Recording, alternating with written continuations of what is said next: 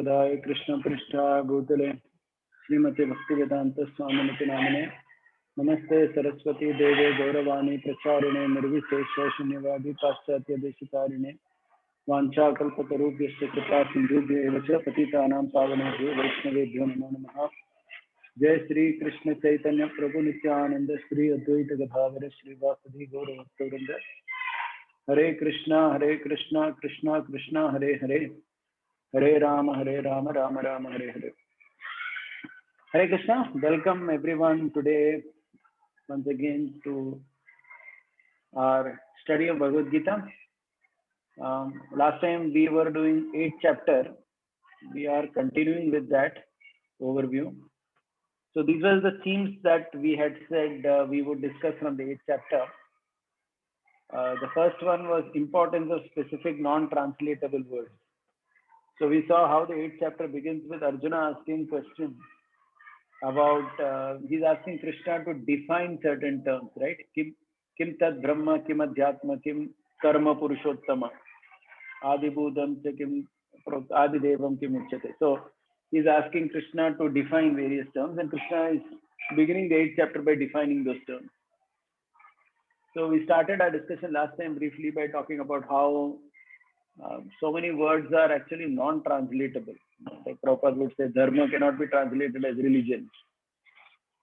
Like yoga, karma, these words, they have their unique meaning in Sanskrit language. Even Brahman, right? So Brahman is not exactly God, or even like, so it becomes very difficult to translate in English and retain the same meaning. So that's why there is this importance of reading the original text of whichever shastra we are studying, whether it is Bhagavad Gita, Bhagavatam, or any other scripture. We need to always remember that we have to read the Sanskrit. It's not just a ritual. That Sanskrit has to be read because that contains a certain meaning which cannot be easily expressed in English language. Right. So that is the first thing that we started from. Then we spoke about Shruti Smriti coherence. We spoke about how the Shrutis and Smritis which are there, you have to always see the coherence between both of them. One cannot talk about either of these excluding the other. Okay, so we saw the example of Nahusha and Agastya. How Nahusha ended up criticizing the Shruti because he thought that, we saw that statement about Somo Gavascha Pratama Bhakshanam, and how Nahusha inadvertently criticized the Shruti, and then his fall down began from that point of time. These are the two things that we saw last time. So let's continue ahead. Today we are looking from the third point of this chapter.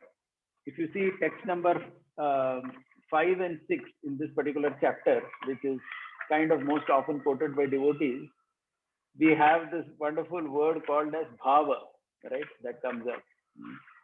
So whether it is 8.5, Antakale cha mameva smaran muktva kalevaram, yat kayati sadat bhavam yati nastatra samsheha. Krishna says, or yam vapi smaran bhavam.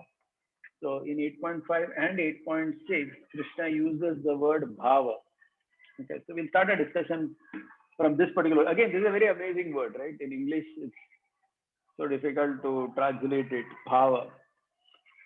So, of course, roughly we all translate bhava as emotion, as feeling, right?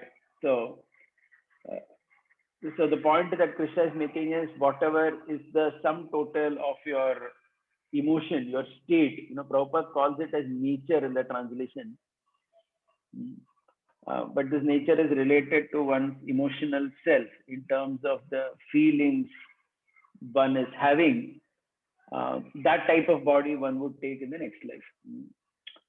So I want to begin this discussion today by talking about another verse in Gita where Krishna talks of bhava that actually comes much ahead. Buddha bhava samanvitaha. It comes in the 10th chapter. Okay.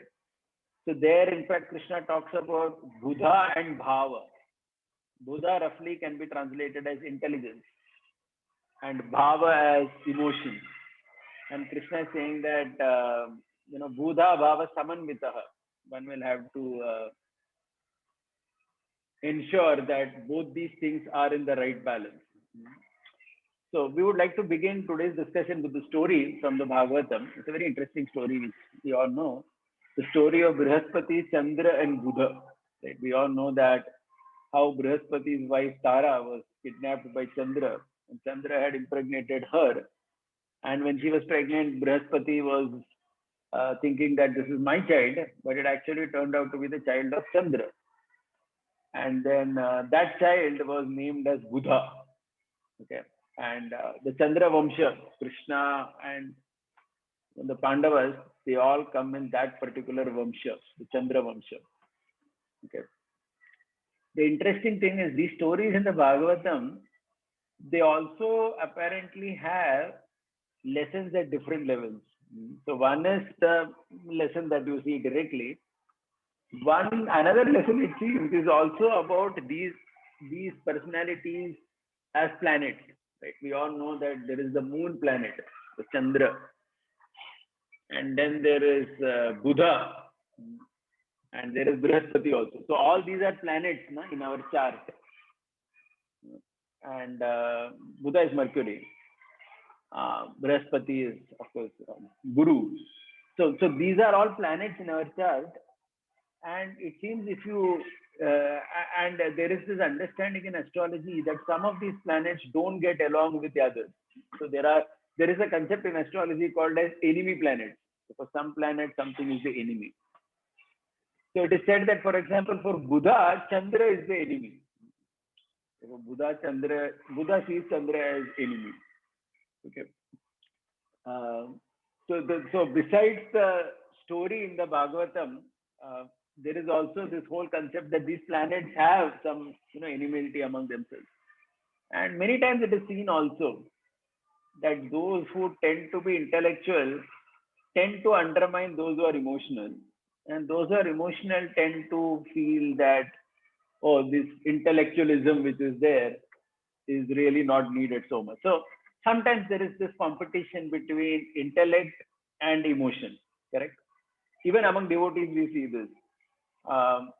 It's like some devotee may not be so, by their own nature, inclined towards necessarily too much of intellectual study of Shastra, which is fine, by the way, right? Because if someone is happy doing their seva and their sadhana, that's fine. They can advance very nicely.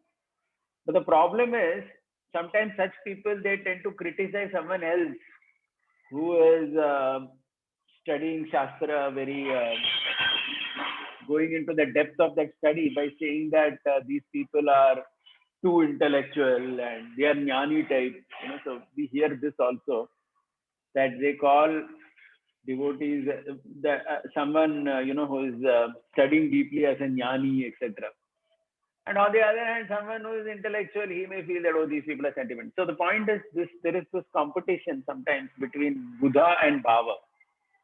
And one purpose of Krishna himself in his own life is Krishna comes in Chandra Vamsha, and also Krishna is full of emotions, right? Krishna deals with all his devotees, the Gopas, Gopis, and we see this. Krishna's personality is full of emotion. He shows a lot of emotion in dealing with his devotees. At the same time, by speaking the Bhagavad Gita, by speaking Anu Gita, by speaking on Shastra, Krishna also shows his Buddha, his rigorous intellectual side. Okay, and by saying that Buddha Bhava Samanvitaha, Krishna expects all of us to balance these two out, to have the necessary intellectual growth, and at the same time to have emotions as well. So both of these things become very important. Okay, so that is one lesson from this particular word Buddha itself, which appears in so many places in Bhagavad Gita. Here in the 8th chapter, it comes in the context of leaving the body, but later Krishna also asks us to ensure Buddha and Bhava are Samanvitaha. Okay. Another important point in the context of Buddha is Buddha actually is something is much more than consciousness. So consciousness, when we say consciousness, that's only awareness. In Buddha, there is a saturation. So it is not just being aware, it is about being saturated with the feeling, right? So this happens mainly when one interacts with something. So in Jnana or Buddha, there is only analysis. Okay, but when it comes to bhava, there is relationship, and this relationship could be even with things of the world like a river, a mountain. Like you see, sometimes people who are attached to nature, they have a lot of relationship. They feel bhava or that sentiment towards the river and mountains and so on, and they are kind of very careful to ensure that such things must not be polluted. Okay, so that is also bhava only, right? So you have bhava even with so-called quote unquote inanimate things of this world, but and the ultimate expression of bhava is in the relationship with Krishna, in a relationship with Krishna. So unlike Buddhistic thought process where relationship is taught as bondage, in our Bhagavad Gita and scriptures, relationship is considered sambandha, which is the source of all this bhava that is there, is treated very important. Okay, so because our destination is based on our bhava, can you imagine how important this point is? That means where we go in our next life is essentially, based on bhava. And bhava itself, if you carefully see, it's based on karya, that means, and sambandha, that means what we do in this world and the kind of relationships we develop. That determines our bhava, right? And karya and sambandha in turn, they depend on the three modes, the three gunas. And that in turn depends on the environment in which one lives. So all these things become important actually. Okay, the environment we are living, the modes that we have acquired, or we are trying to adjust ourselves in our work, our relationship, which will consequently determine our feelings and emotions, which ultimately determines our destination. Okay, so just to give a simple example, which we have discussed before as well, it seems according to astrology. One second. Right.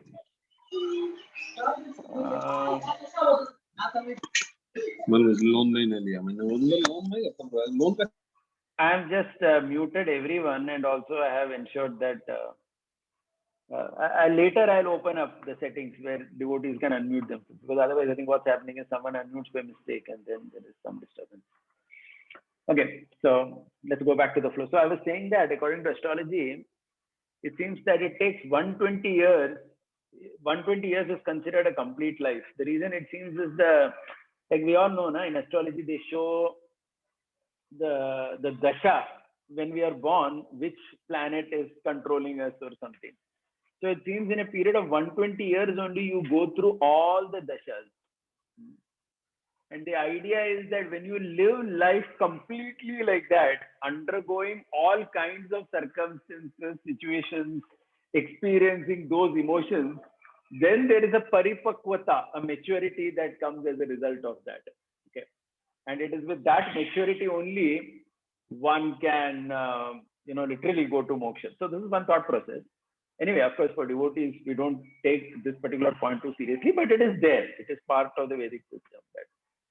So the idea is that when one leads a satisfied life where one has done everything, then the bhava at the end also comes nicely. Like if you see Srila Prabhupada only departing from the world, he would say that kuch ichha nahi, right? I don't have any desire. So that is the bhava that he had reached. The question is, how did he reach that? Because obviously there was such a maturity at all levels, right? He did whatever he wanted to. So there was that. So again, if you see that bhava is related to karya, correct? Because he had done whatever he wanted to accomplish, there was that feeling of satisfaction also at the end. Okay. So these things all actually are connected. I hope everyone is getting this point. The bhava or the emotion that we eventually at any point of time we have, it depends on the kind of way we have lived our life, whether it has been fulfilling in terms of our own nature, whether we did it. Okay, our relationships with everyone and the moods, the environment. So even the environment is very important. So to give a simple example from medicine, it is said that if someone, if someone is having a depression or something like that, then many times it seems the doctors, they ask such patients to change the environment where they are living. Because they say that in that particular environment, you are undergoing certain type of emotion. So change it so that perhaps you wouldn't experience that same kind of feeling. So the point here is, so this is how Bhagavad Gita also, if you see, because Bhagavad Gita touches on all these things, correct? Krishna is not talking about bhava. Krishna is not talking to Arjuna about giving up the body at the final stages just based on emotion. So we'll have to see everything before it, right? Krishna has asked Arjuna to live life according to karma yoga, cultivate jnana, practice dhyana with discipline, and now Krishna has come to it. Okay. And Krishna is obviously also going to talk about the modes of nature. So all these things actually get connected, and one couldn't see anything in isolation. Another point I wish to make in the context of bhava is also emotion, and how this material world itself is such that all kinds of emotions are considered important. All kinds of emotions are considered important. So this is a slight digression from the topic. So I'll just be very brief on this, and we'll quickly come back to the theme. So the point we wish to make here is that, if, for example, if you see between the Kauravas, there was only one type of emotion, right? All the 99 brothers were subservient to Duryodhana. No one really challenged Duryodhana anytime, except one Yuyutsu or Vikarna. Yuyutsu was a stepbrother. Vikarna challenged him at one point of time. But other than that, no one really challenged him. Everyone was complete obedience to him. Okay. So they experienced only one type of emotion. So it is said that, so that's very unhealthy, it is said, in a relationship. If somebody is experiencing only one type of relationship with someone, then that's considered that's considered very unhealthy. The reason being, it basically means that you are not expressing yourself only in that. If you see, I mean, if you want to contrast that, if you see with the Pandavas, if you see, though Yudhishthir Maharaj was respected, several times, I mean, obviously very much respected and held in high esteem by the other Pandavas. But at the same time, if you carefully see, they did have a lot of disagreements, right? On so many occasions, they would, express that emotion. Draupadi would express anger against Yudhishthir. Bhima would express anger against Yudhishthir, telling Sahadev, get coal, I want to burn this fellow's hands because he played the gambling match. Right? Arjuna would get angry with Yudhishthir when he told him that put your Gandiva down or whatever. So the point is, the Pandavas, if you see, they actually expressed amongst each other, husband, wife, brothers, etc. They expressed all types of emotions, and that's actually a mature relationship. Okay, so this is important, because otherwise so this whole concept that love means only one is subservient to the other, always listening to the other person. This really doesn't happen. This is very hypothetical. This is very synthetic. This is what apparently the Kauravas had in their lifestyle, where they were very, very so-called obedient or whatever. But that was very synthetic. That really did not work well, right? That meant that they were not even expressing themselves properly, which is considered very unhealthy. Okay, so this is again a side point, but important in the context of bhava. Okay, important in the context of bhava. Okay, now moving forward, another theme that I would like to explore today, which is the next theme in this particular chapter, is integration of life and emotions. This is also very interesting. Okay, because we see in 8.7, such a beautiful verse, Krishna saying, Tasmat sarveshu kaleshu ma manusmara yudhyacha mayyar pita mano buddhir mame vaishyasi asamshaya. Krishna is asking us to integrate life and emotion. That means life and bhava. Both have to be integrated. Okay, so just look at this beautiful sentence that I came across, Smaran without battle can make one into a sahajya potentially. Smaran without battle. Somebody is saying that I'm doing only smaran, but he or she is not really fighting the battle or living in the real world in terms of varnashram. Then they can become sahajya. And historically also it is correct. If you see sahajya tendency which was there in Gaudiya Sampradaya among the 13 upper Sampradayas in Bengal, etc., these people were actually not engaged in any type of proper work according to Varnashram. Correct? They just took up to the dress of a renunciant or a sadhu, and they were pretending to be there, but they were actually not there. So they needed the battle of life, but they tried to escape the battle by pretending to be just a devotee, and they ended up being a sahajya. Okay, so that's it. And the other thing is battle without smaran actually makes one very brutal. So if somebody is just performing work, but doesn't develop the right emotion only towards Krishna, then they can become very hard-hearted also, right? Because it is only that contact with the Supreme, or in a more broader sense, that development of emotion that makes the heart soft, without which one would be very brutal, like a American organization, some fintech company or something, correct? Where there is no emotion with anything, right? Like for example, in India, at least till now, it was like that, where even the place where we work, there was an emotion with that place. If you carefully see, like traditionally, people never left their job till retirement. Even the bosses, many of them, even now they are there like that. They take care of their employees like a family and all that, right?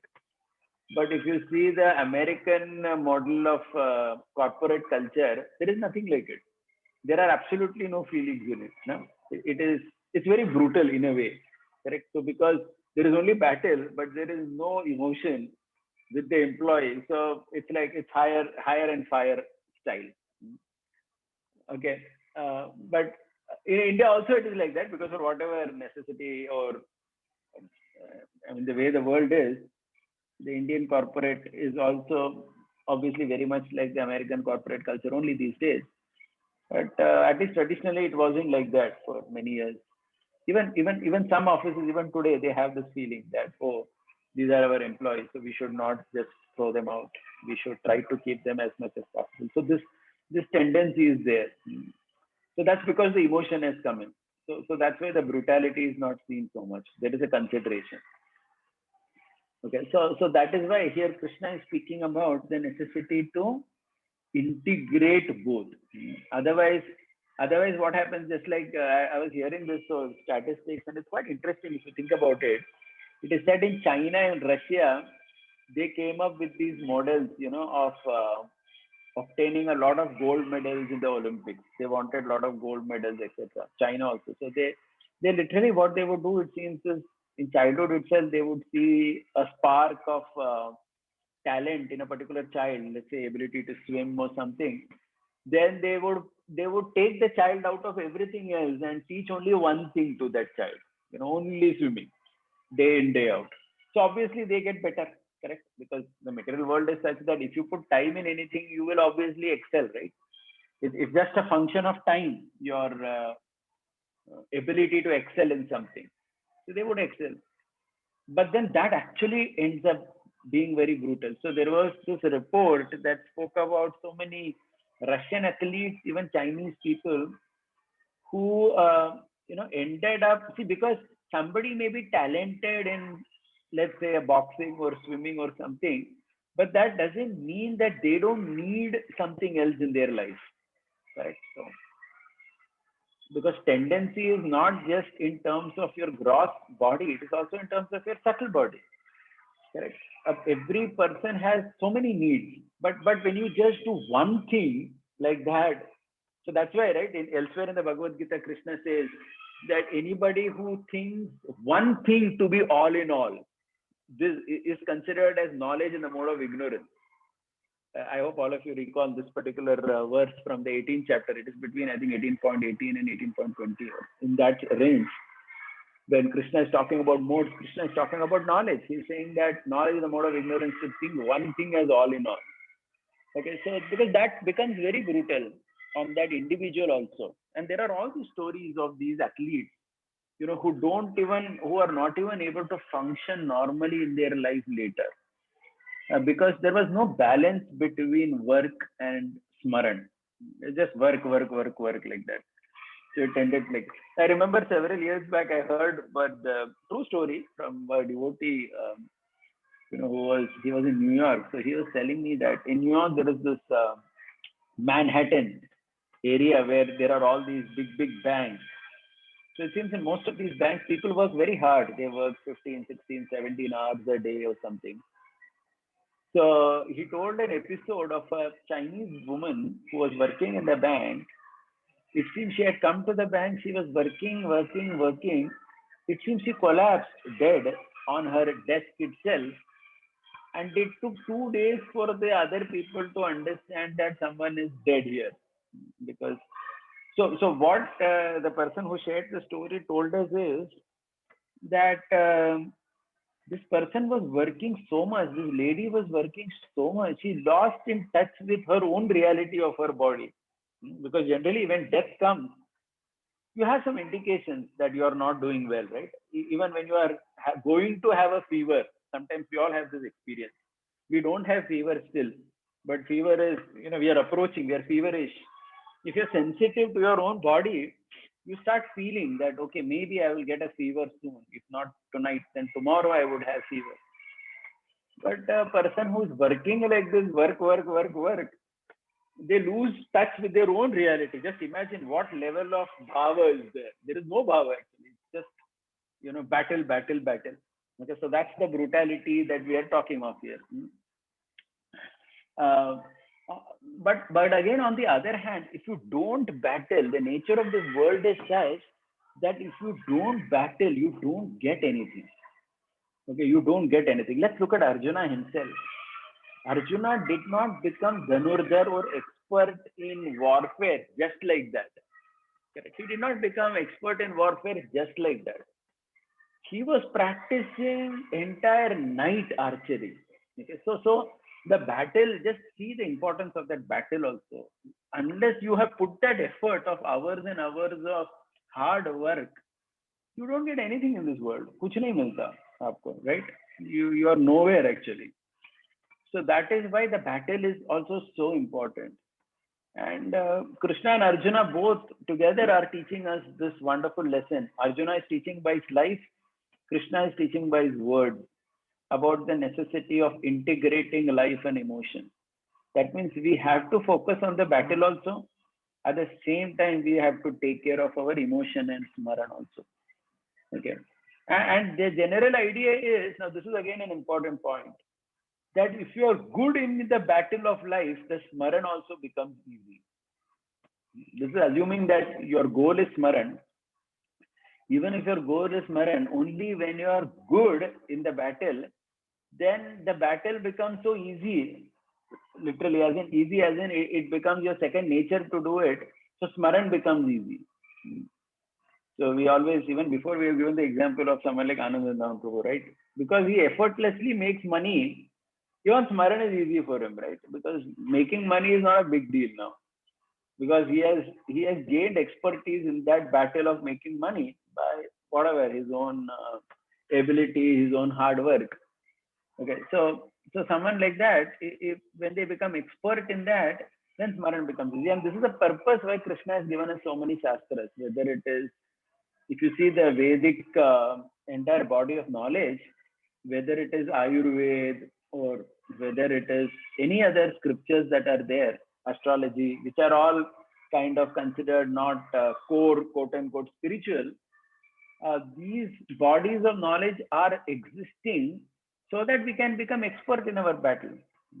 So we have this battle to maintain our body nicely. Correct. We have the battle of ensuring our mental peace, our inclinations being properly doubted, and so on.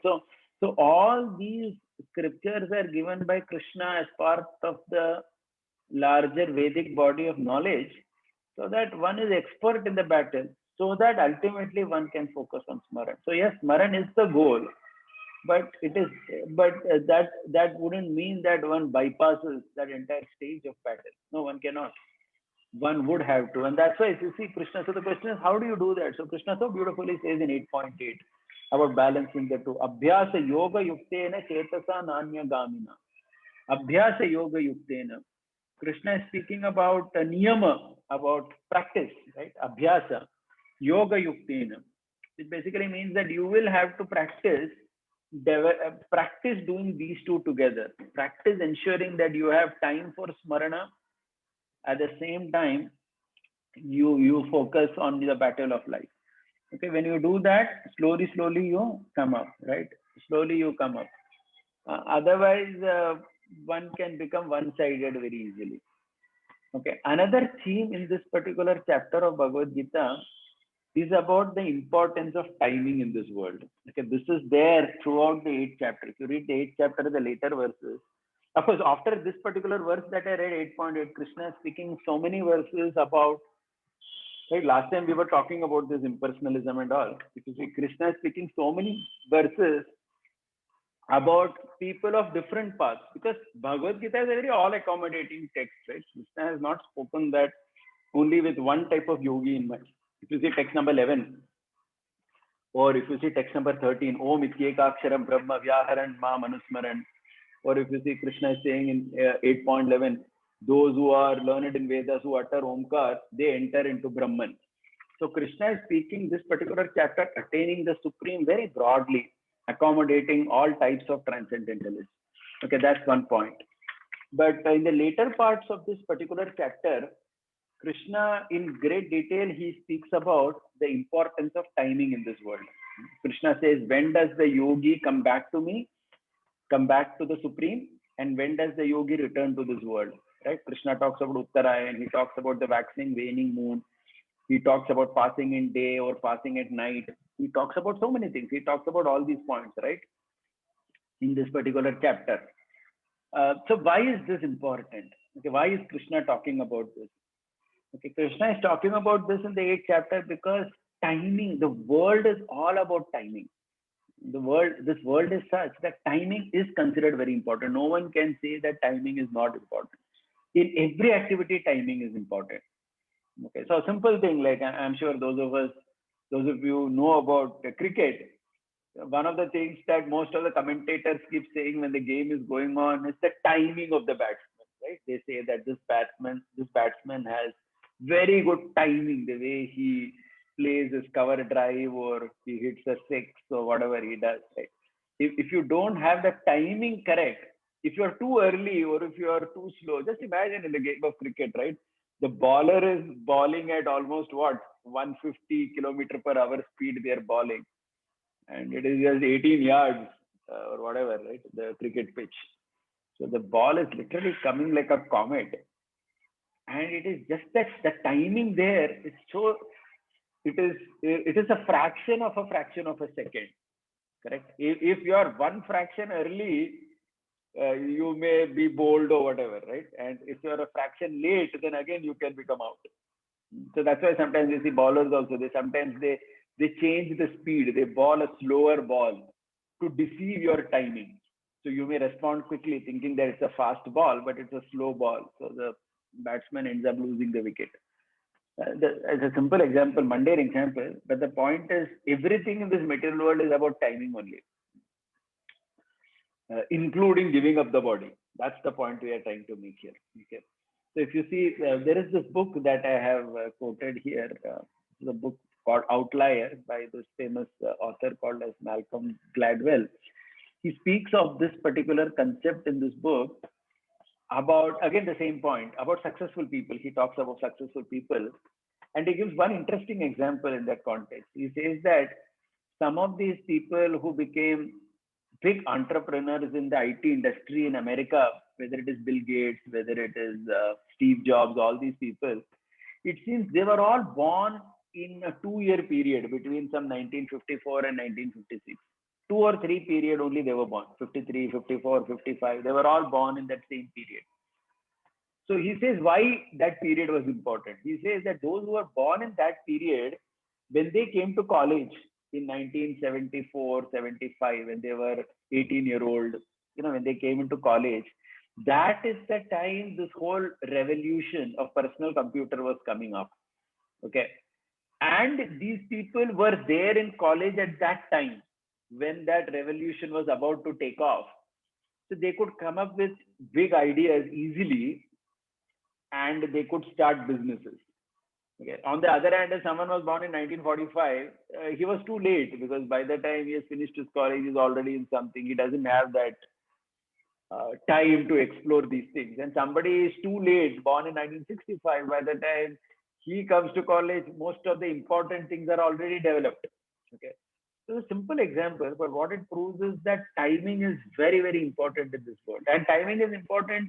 That's why, if you remember last time I was making this point that there are 6 Vedangas. Look at the 6th Vedanga, that is called as Jyotisham.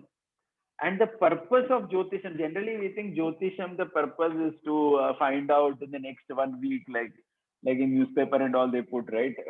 Astrological predictions. So that is not actually the purpose of the Indian Jyotisham. The purpose of Jyotisham is to ascertain the time at which to perform Vedic deeds. Please look at that sentence on the slide there. Okay, the purpose of Kalpa Jyotisham, they are to protect the performance of Vedic deeds. So it seems the whole purpose of Jyotish Shastra is to tell you, because previous times they would perform long yagyas, right? Sometimes a 1 year yagya.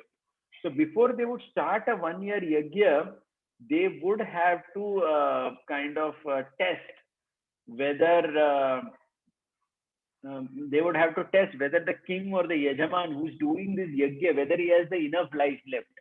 Imagine if a yajaman or a person who's doing the yagya starts a yagya and in the middle only he passes away, then there is a danger, right? You're doing a 1 year long yagya, you have to be at least alive for a year. So they had to check all these things in astrology to ascertain. So ascertain time means not only when to do yagya. See, that is also very important. When to do something, timing. Right? That's why if you see in all our Hindu rituals, they have muhurta. In a marriage card, they put muhurta. Upanayan ceremony, they put muhurta. Why they put it? Because that time it has to be done. Sometimes we don't give importance to it. Many, most common people, the bride is only taking time in dressing. So she's dressing. By the time she comes, it's almost past the muhurta sometimes. So that's not correct. And sometimes as devotees, we think we are transcendental. That's again a very big issue because no one is like that, right? So we should not unnecessarily think that we are beyond the effects of time. Okay, so that time has to be respected. Time has to be respected means in every sense.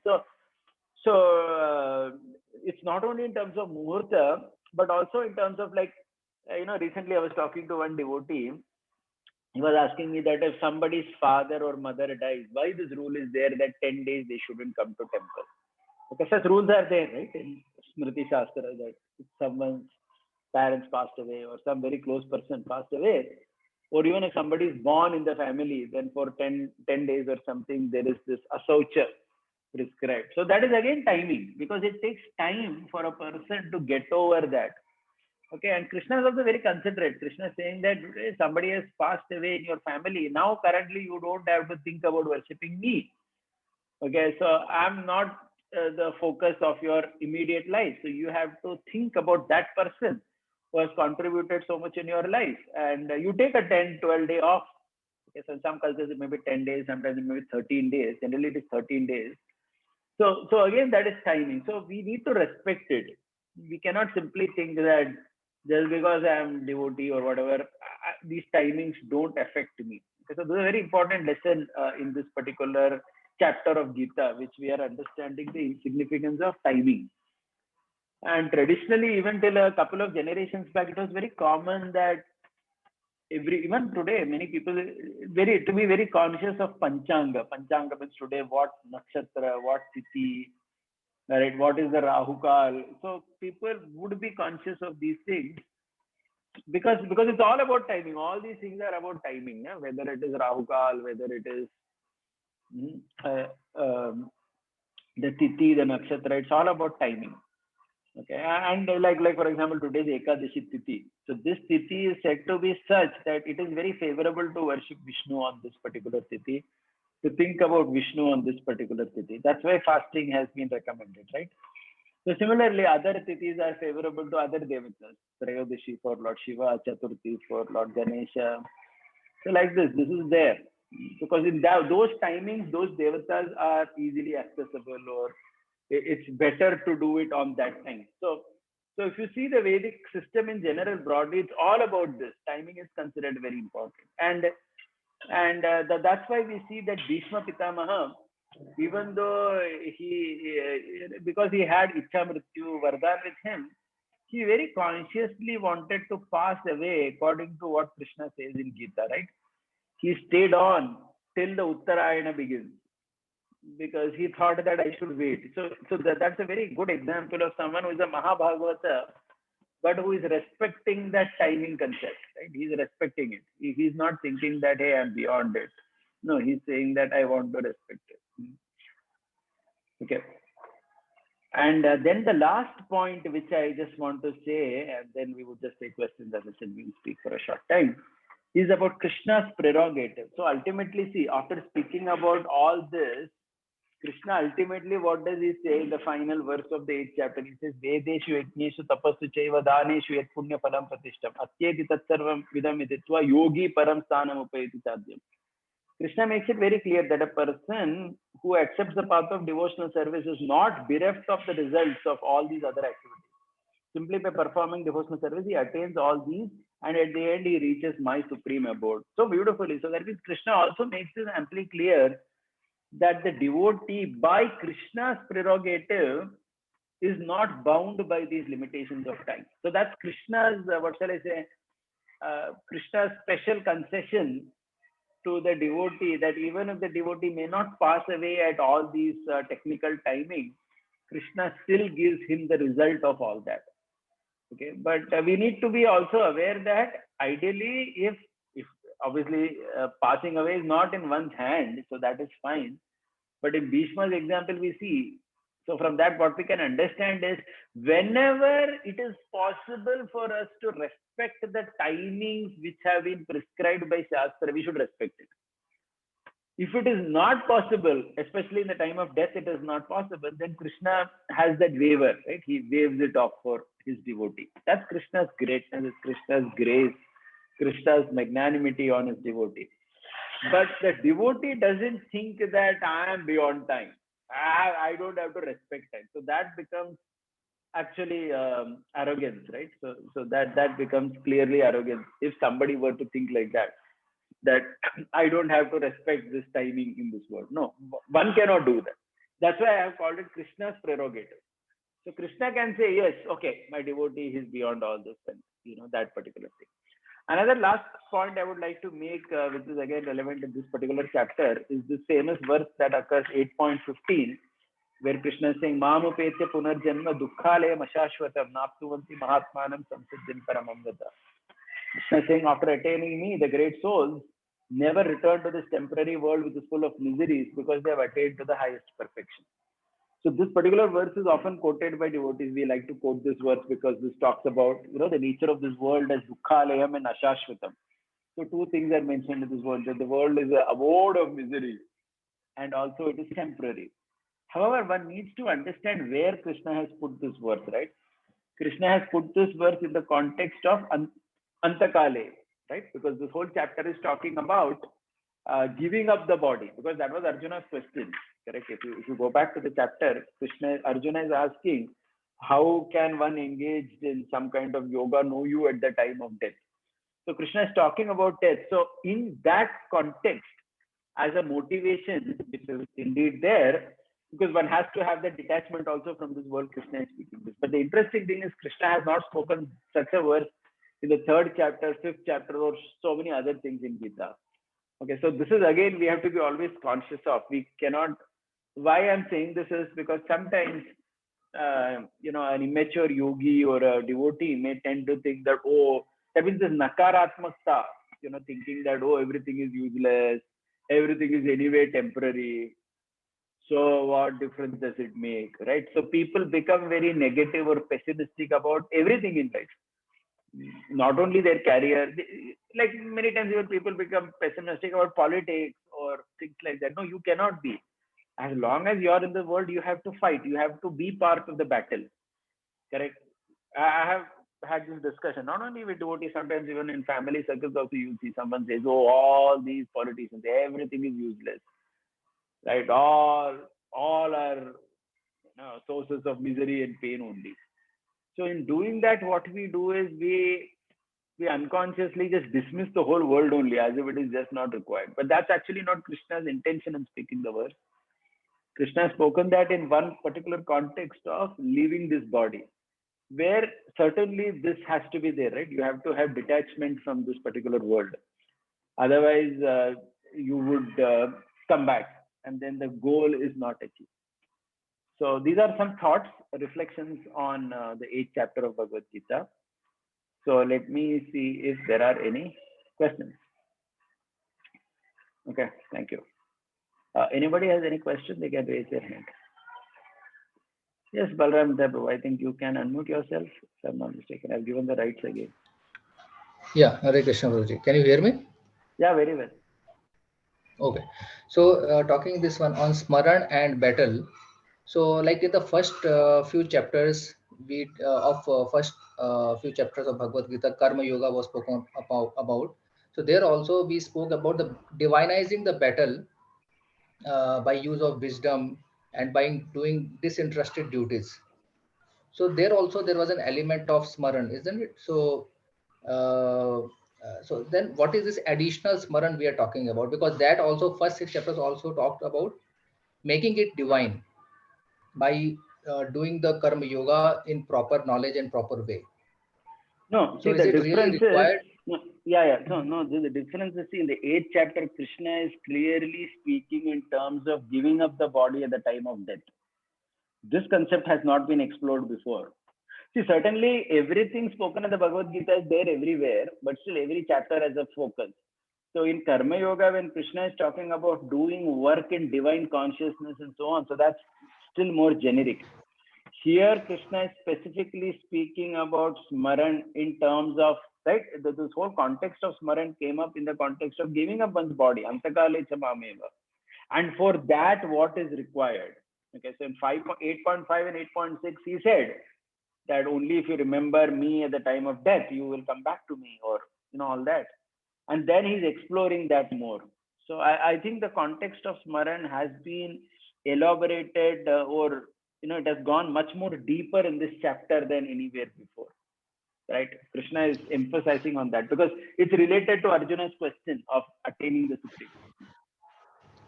So, but Prabhuji, like the emphasis of Bhagavad Gita emphasis is also to be able to simultaneously remember and do the battle. So it's not that in pockets. We do some smaran in the morning and then we are doing engaged in the battle. And for that purpose, like in 6th chapter, Krishna has explained about that vision of seeing Krishna in everything and seeing everything in Krishna. So that even while performing our work, we are connected to Krishna.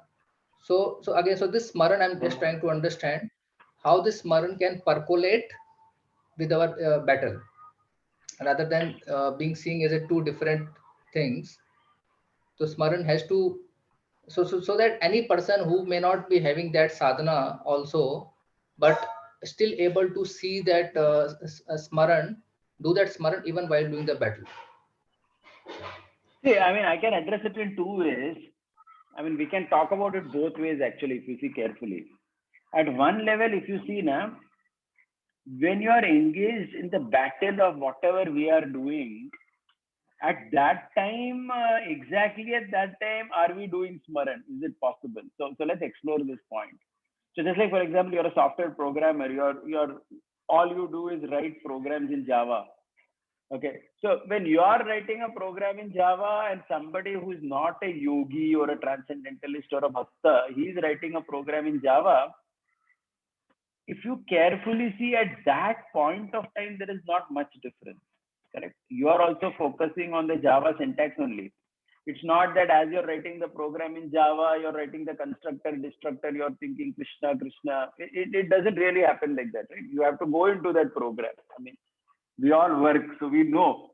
So when we are doing work in one, so even Arjuna, when Arjuna is shooting arrows, it is as good as someone else who's shooting arrows on the field. He has to completely focus now where to shoot arrow. Look at the Mahabharata. When they are shooting arrows, all those scenes are described.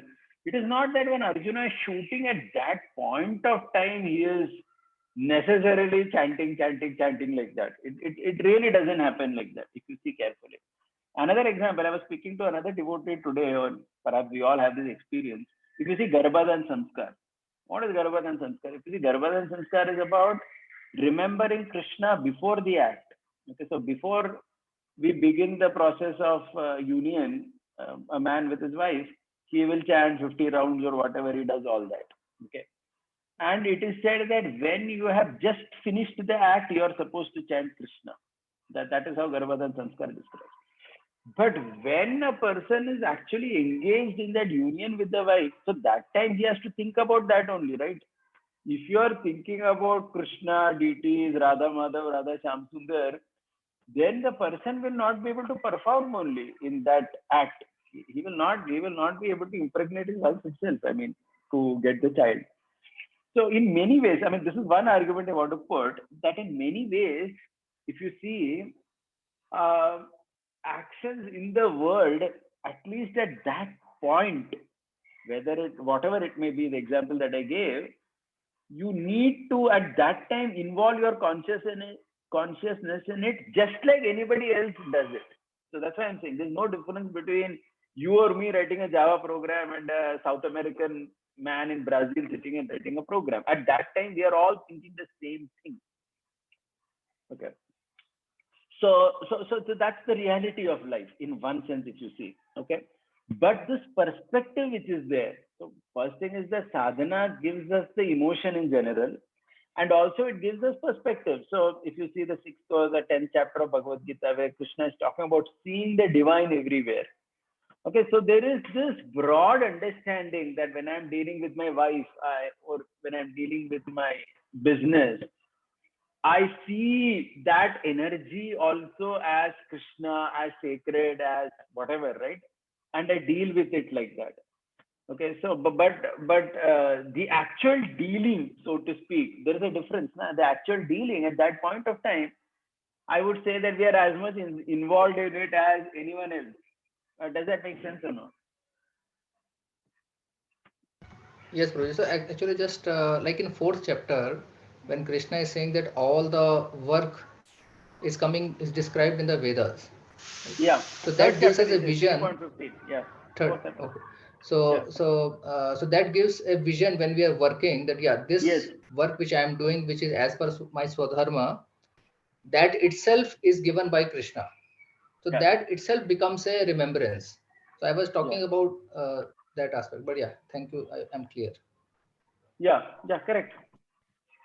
Yeah. So every Yes. work is connected to the divine. So even the man's union with his wife is connected with the divine, but at that particular point, the involvement is just like anyone else. Okay, but because that whole underlying understanding is there, it's actually so different from something else, right? It's just not ordinary sex life. So it becomes completely different, even though the action is the same. That's why we say, na, Duryodhana and Arjuna are both fighting.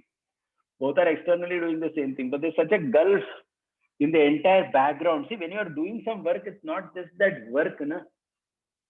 There is that entire background of what we are involved in. Yeah, okay. Anything else?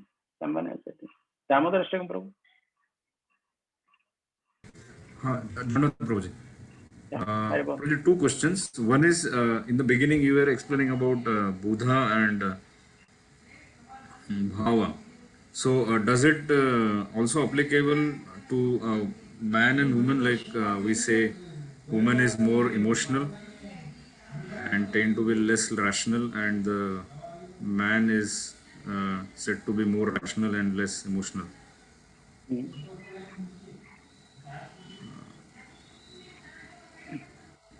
Yeah, yeah. Generally, it is. it is there like that. The general observation is correct only, but ultimately, even for a man to, for example, when we are doing our sadhana, when we have to connect with Krishna, then bhava only becomes important. Huh? As in, are you getting the point? It's like all my intellectualism is ultimately not going to save me at the time of death, as Shankaracharya says. Correct. Bhaja Govindam, Bhaja Govindam, Bhaja Govindam, Mudamate, Samprapte, Sanihite Kale, Nahi Nahi Rakshati, Dukrin Karane. All my analysis of grammar is not going to save me at the time of death. As in, I would need to connect in devotion, in the spirit of bhava. Okay, so maybe for a particular gender, Prakriti arranges that one thing is more easier than other. What you're saying is correct. But at the same time, the other thing is also important for either party. It's not that it doesn't have. So that's why we have to see the example of Krishna himself, who managed to make such a good synchrony between his own Buddha and Bhava, okay, between his own intellectual life as well as his emotion. He's full of emotions, but at the same time, he's very philosophical and intellectual in his presentation. Is that okay? Okay, Pratik. And the second question is regarding this sutak and all, like you explained the timing concept. So at that time, exactly what devotees are supposed to do, like we do offering and all those things. So that all does not happen in those particular time period after somebody takes birth or dies. So that is. Yeah, so it's not necessary that you need deities or you need you need all that stuff, right, to ensure that an offering takes place. So offering can be done mentally also. It can be done to a picture as well. There are so many ways in which that can be done, right? The whole idea is it is Krishna's system where he wants us to spend that time primarily in helping that person or thinking about that person. So whether there is birth in the family or death in the family, there is a lot of time investment that's need to be done by everybody, right?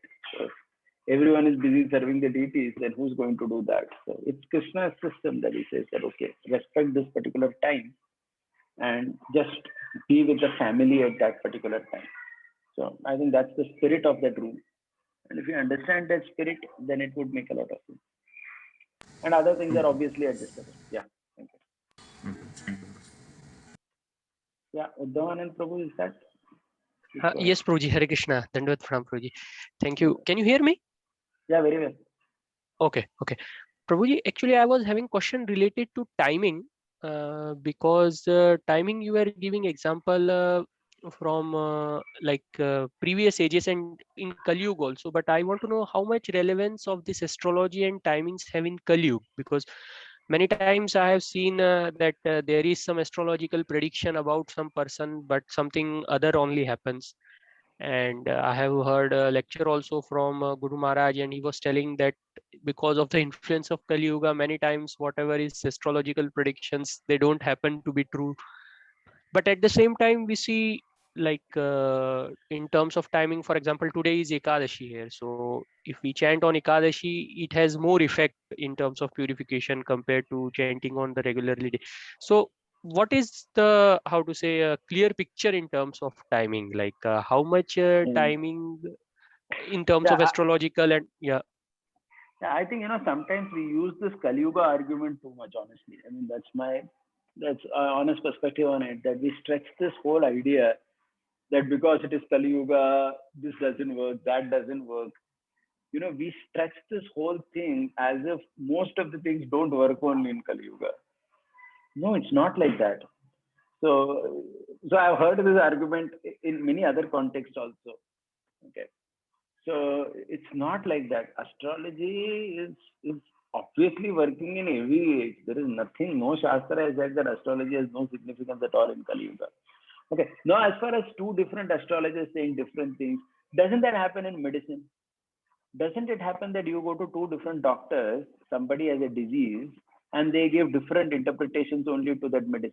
Even if you go to two allopathy doctor, one doctor will say surgery karna chahiye, another doctor says surgery nahi zarurat hai.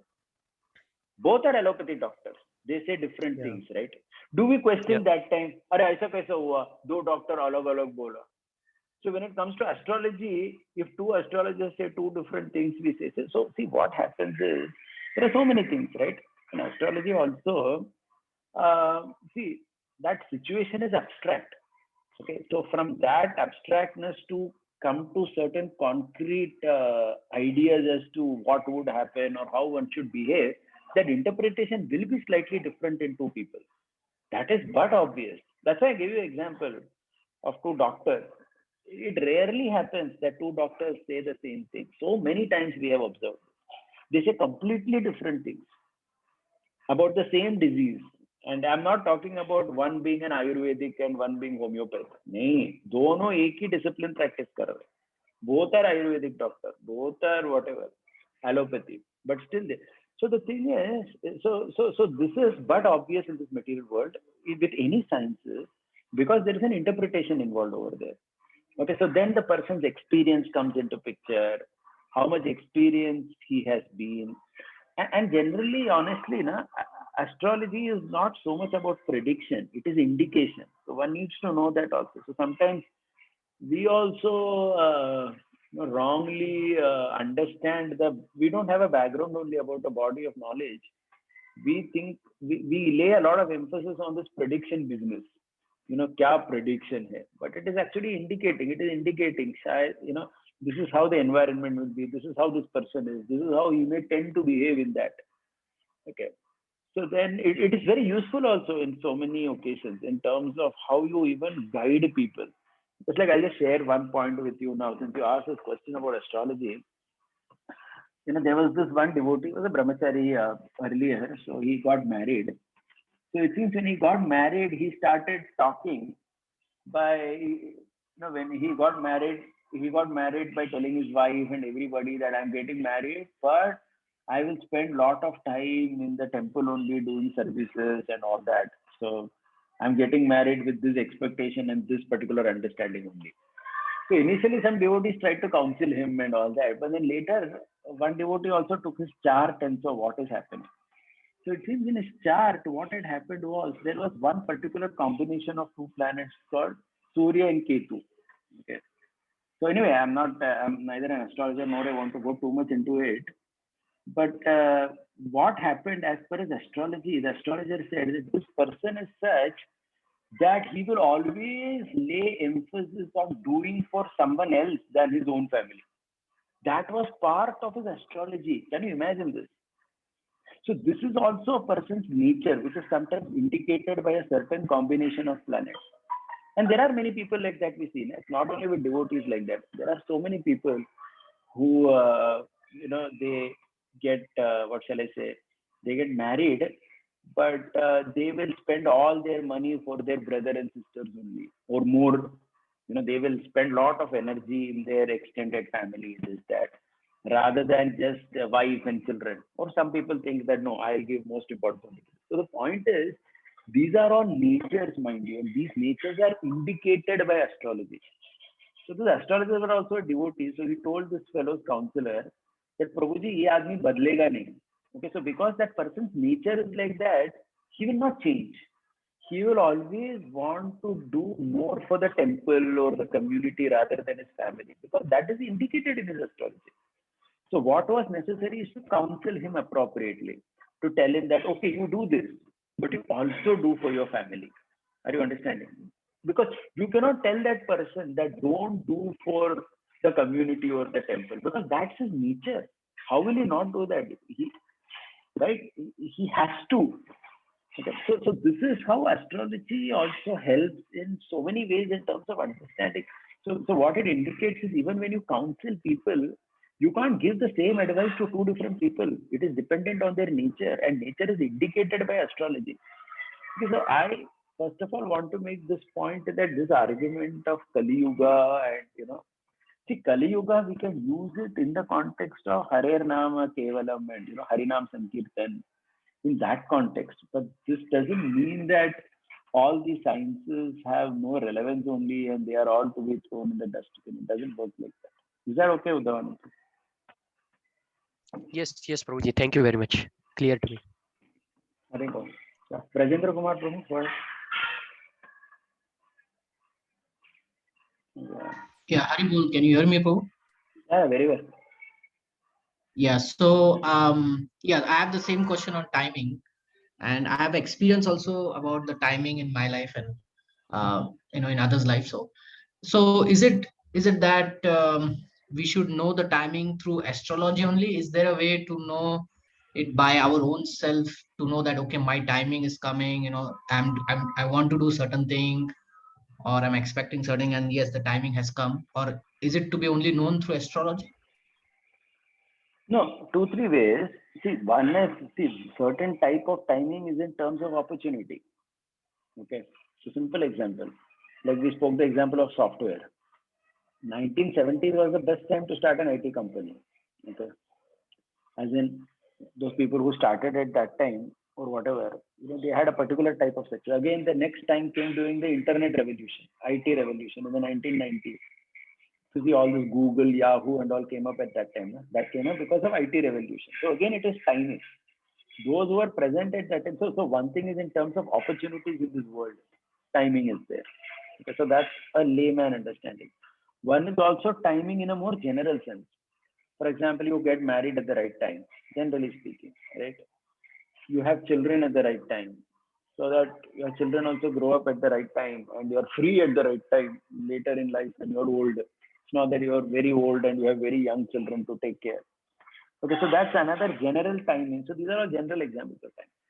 Then there are these specifics which are understood from astrology in terms of what is the good time for someone. So even there is timing in terms of muhurta for everything. Ideally, like Garbhadan Samskar, there is timing for it. No? Like you can't do it on Amavasya, you can't do it on Ekadashi, you can't do Garbhadan Samskar in the daytime, you can't do it at sunset. You have to do it only at the night. So simple thing is Garbhadan Samskar. So in fact, if you see the Shastra, I have this book written by Gopal Bhatta Goswami, Satkriya Saradipika, that even talks about which nakshatras are, on which nakshatra you should do this act, which time is suitable for a male child, female child. So all these things are given in Shastra. Okay. So similarly for all other samskaras also, everything there is timing mentioned. And then there is about, when you start a new business, is that timing suitable according to your own astrological chart or whatever? So people sometimes see that as well. Correct. So astrology is obviously one important part of it, but even there are so many things which are more generally understood. Is that okay?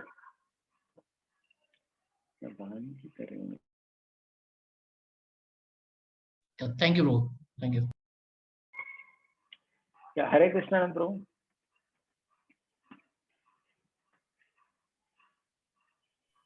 Hare Krishna Prabhuji, Dandat Pranam Prabhu. Please accept my humble obeisances, Prabhuji. Dandat. Thank you, Prabhuji, for a wonderful class. As this pleasant slide itself is there, you are nicely explaining this Smaran and battle. These two things, if at all we are unable to make it, whether we will be going into brutal situations or sahajiyas, and you have given the solution in terms of 8.8, wherein it has been mentioned that Abhyasa Yoga Yuktena. But I don't know for anybody else, but I have my personal and observations. Although we are doing this Abhyasa Yoga in terms of regulating ourselves and chanting, hearing, all these things, the other part of the lecture he had taken is on emotions. These emotions, whether it is whatever may be that emotions, they are unable to be controlled, they are unable to be reduced, subdued. Although we are doing it for so long, whether it is physical emotions, mental emotions, they are going on, troubling, frankly speaking. As you said, battle is going on always. That balancing the issue, it is not at all happening, Prabhuji. How to have this proper Abhyasa Yoga? Please enlighten me. Yeah. Yeah, see, basically, see what happens now. I think when we talk about bhava, emotion, it all even begins with our family. That means with our wives, with our children. It's a simple thing, right? if you fight with somebody, I mean, just imagine I have a big fight with my wife, and immediately I take my bead bag and sit to chant. Okay, I mean, we all have experience. We cannot chant. We cannot chant. We cannot put any feeling in it. Okay, because I just had a big fight with my wife. So that's the emotional state I'm in. Correct. I'm in an emotional state of anger. I'm in an emotional state of unrest. I'm in an emotional state of being very irritated.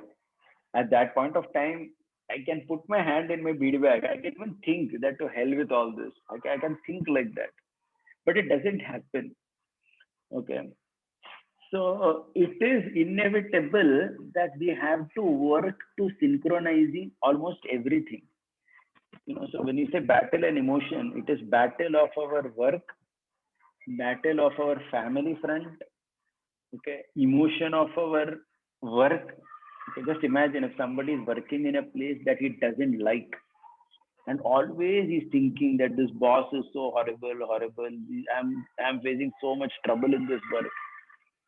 Even for such a person to sit and chant also is very difficult if you carefully see. I mean, as in we will chant because we have taken vow to chant 16 rounds or whatever. But then constantly that plays in the background of our mind. Okay, so that is why synchronizing all this becomes one's duty. And I think even if it is not happening immediately, we have to be patient with ourselves. See, Krishna is super patient with us. Krishna is so patient that he says, "Arey, no problem. Even if this life you have not done, don't worry. Next life you try nicely." Okay, and that is not done in a very criticizing sense. It is done with a sense that these things do take time. This abhyasa yoga, which Krishna is talking, it is not always achieved so quickly also. Okay, so it is always work in progress. So I think we have to be patient with ourselves. We have to forgive ourselves also. And but at the same time, we have to see that on all these fronts, there is some progress. There is more synchronous working between all these three. Otherwise, honestly, the smaran does get disturbed. Correct. A person will find it very difficult, or otherwise, right? For most ordinary sadhakas, that smaran is extremely disturbed. Does that make sense? Yes, Prabhuji. As I said, Yes. professional life may the boss of our job in the house, family members, maybe it may go to, as you said, lifetime. We have to struggle. The battle will be for the entire lifetime also. Yeah. Yeah, but the point is one cannot give it up. One cannot, because see, there is no other solution. So one will have to be patient also. See, that's why there is utsaha, nichya, dharya. There is patience also. We have to give ourselves time. We have to work with it. And sometimes also, this is also related to our chart also. If you carefully see many times, when the dasha changes now of a person, his whole thinking process also changes. And many situations which are in life, they become another situation. So all that keeps happening. But in many times, sorry to disturb, I heard that even after coming to Krishna consciousness, your chart will change because of will of the Krishna, because you are taking the process of Krishna consciousness. See, that is Krishna's prerogative. Please remember, he generally doesn't change. If he wishes, he can change. So that's a very special mercy of Krishna, where he changes the prarabdha karma of somebody. Generally, Krishna doesn't interfere like that right now. See, we have to appreciate that also. That's what we said now. These are Krishna's prerogatives. Krishna's prerogative doesn't become our right to demand from Krishna. Okay, so I cannot assume that just because I put my hand in my bead bag, my chart has completely changed tomorrow. No, it has actually not changed. It is the way it is. If Krishna wishes, he can change. He may. But most of the time, if you carefully observe, he allows the law of nature to go ahead the way it is. See, that also we have to appreciate. We can't always assume that we are going to be that prerogative, we are going to be that exception and all that. ऐसा नहीं होता है ना. Okay. Thank you, Prabhuji. Thank you very much. Last question, Yamuna Jivan Prabhu. I think that's the last question. Yeah, Hare Krishna Prabhuji.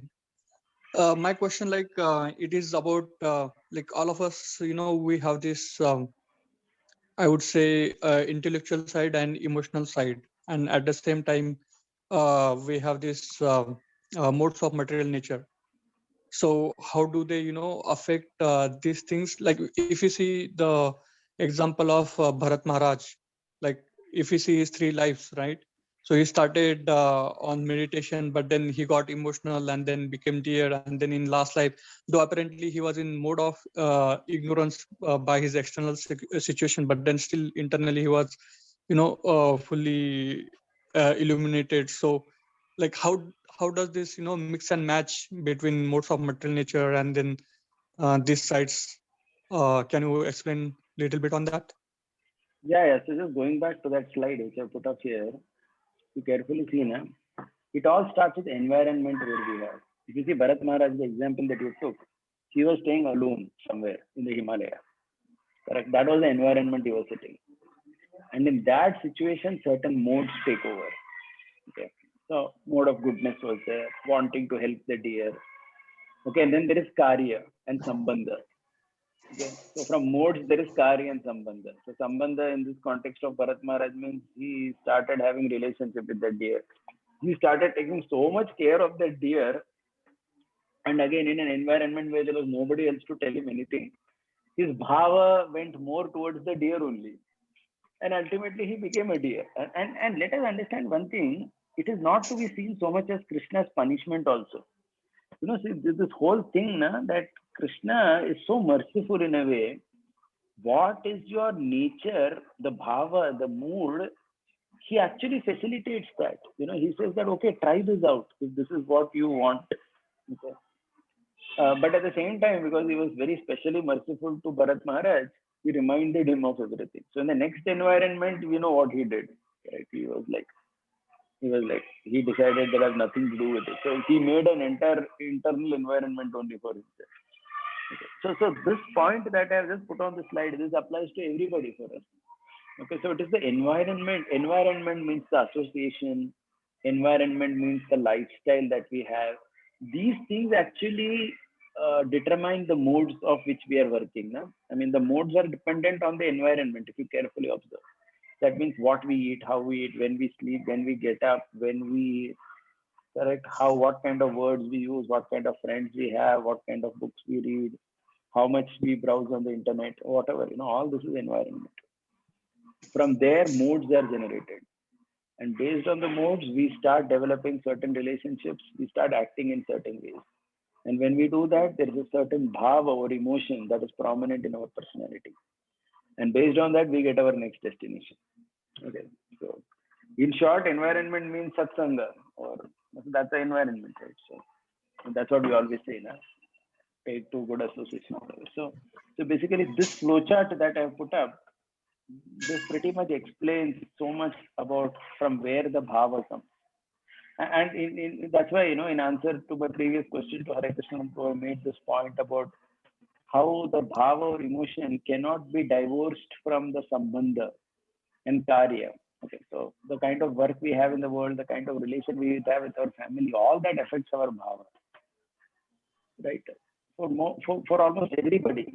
So that's why we always talk about this, right? Why in the Western world, many people find it very difficult to sustain their Krishna consciousness, sustain that bhava, simply because the environment, the karya, the sambandha with family, nothing is there.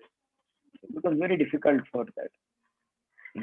So this is that connection. So in this connection, if you see carefully, this is a very integrated understanding in terms of how we could develop the right emotion towards Krishna also. Makes sense? Yes, Prabhuji, thank you. Hare Krishna. Thank you everyone. Srila Prabhupada ki jai. Gaur Bhakta Vrinda ki jai. Nitaya Gaur Premanande. Hare Hare.